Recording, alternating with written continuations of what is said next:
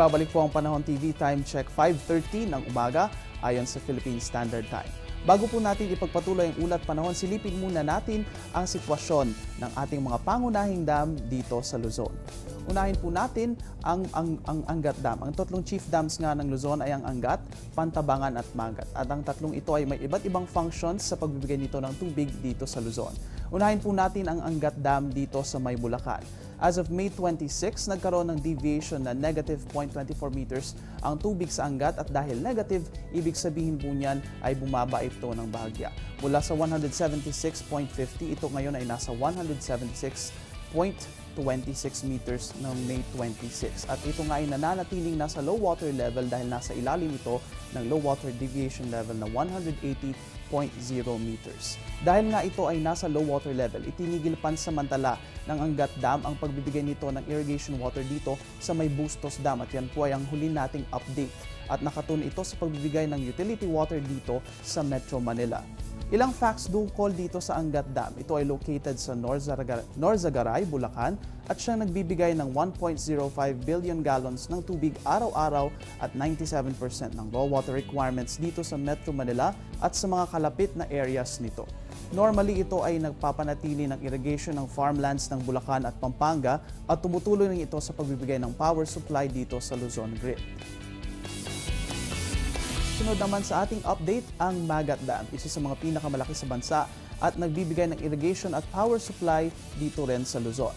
As of May 26, mga kaibigan, nagkaroon ng deviation na 0.91 meters ang tubig sa Magat at bahagya nga itong tumaas. Mula sa 166.74 meters noong May 25, ito ay nagkaroon ng 167.65 meters noong May 26. At wala namang dapat ikabahala dahil nananatili itong safe at higit sa low water level nito na 160.0 meters.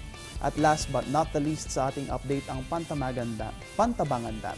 Consider dito isa sa mga pinakamalinis sa bansa at isa sa mga pinakamalaking dam sa Asia na nagbibigay din ng irrigation water dito sa Luzon farmlands at power supply. As of May 26, nagkaroon ng deviation na 0.02 meters ang tubig sa Pantabangan Dam at bahagya itong tumaas. Mula sa 182.39 meters noong May 25 ay nagkaroon nito ng 182.41 meters noong May 26. At gaya nga ng sa Magat, walang dapat ikabahala dahil nananatili itong safe at higit sa low water level na 171.50 meters. Mga kaibigan, para sa mga nais makalam, importante na malaman natin ang sitwasyon ng mga dam dito, lalo na sa Angat dahil maaapektuhan ng conditions nito ang mga lugar na binibigyan nito ng tubig. Makakatulong tayo rito sa pamamagitan sa pagtitipid ng ating ginagamit na tubig araw-araw. At narito ang ilang tips namin para dyan. Ilang paraan para makatulong sa pagtitipid ay ang pagkumpuni ng mga gripo na may tagas para walang tulong maaaksaya. Ang pagpatay ng gripo kapag hindi ito ginagamit kahit na panandalian lamang, halimbawa kung nagsisikilyo o naghuhugas ng kamay, ay nakakatulong rin. Para naman sa mga may tanim, ang pagdidilig sa umaga o sa late afternoon ay mainam para maibsan ang evaporation. At ang paglalaban ng full load o maramihan ay suggested para isahan lang ang gamit ng tubig. Sa pamamagitan ng tips na ito, nakatulong na tayo nakamenos gastos pa sa ating monthly water bill. Ipagpatuloy po natin ang ating ulat panahon ngayong umagang ito sa pamamagitan ng pag-alam natin ng ilang conditions ng mga piling lugar dito sa Luzon, Visayas at Mindanao. Unahin po natin dito sa May Baguio City, magkakaroon po tayo ng lower weather conditions, magkakaroon po tayo ng 17 to 25 degrees Celsius na inaasahang temperatura, habang dito sa Tuguegarao, patuloy pa rin ang ating temperatures na maglalaro sa 25 to 37 degrees Celsius. Dito naman po sa May Kabisayaan, ang Metro Cebu ay magkakaroon ng 25 to 33 degrees Celsius at yan nga ay ang mataas na temperatura natin yun dyan.